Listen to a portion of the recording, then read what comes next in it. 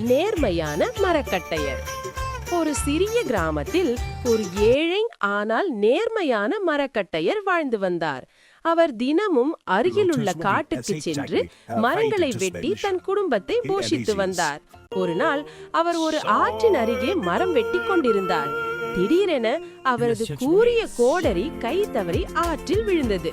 அது அவரின் ஒரே கருவி என்பதால் அவர் மிகவும் வருத்தப்பட்டார்.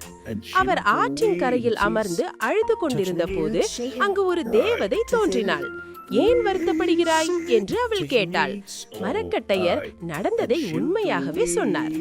அப்போது தேவதை ஆற்றிலிருந்து ஒரு பொன்னான கோடரியை எடுத்துக்கொண்டு வந்து, இது உன்னுடையதா என்று கேட்டாள். மரக்கட்டையர், இல்லை, அது எனது கோடரி அல்ல என்று நேர்மையாக சொன்னார். பிறகு அவள் ஒரு வெள்ளி கோடரியை கொண்டு வந்தாள். இது உன்னுடையதா என்று மீண்டும் கேட்டாள்.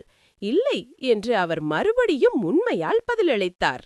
இறுதியில் அவரது பழைய இரும்பு கோடரியை கொண்டு வந்தாள்.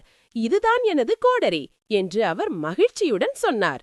மரக்கட்டையரின் நேர்மையை பார்த்த தேவதை அவருக்கு பரிசாக பொன், வெள்ளி மற்றும் இரும்பு கோடரிகளை மூன்றையும் கொடுத்தாள். மரக்கட்டையர் மகிழ்ச்சியுடன் தேவதைக்கு நன்றி சொன்னார். அவர் வீட்டிற்கு சென்று நேர்மையுடன் வாழ்வதை உண்மையான செல்வம் என்பதை அனைவருக்கும் சொல்லிக் கொண்டிருந்தார். நெறி: எப்போதும் உண்மை பேசுங்கள். நேர்மை நம்மை உயர்த்தும்.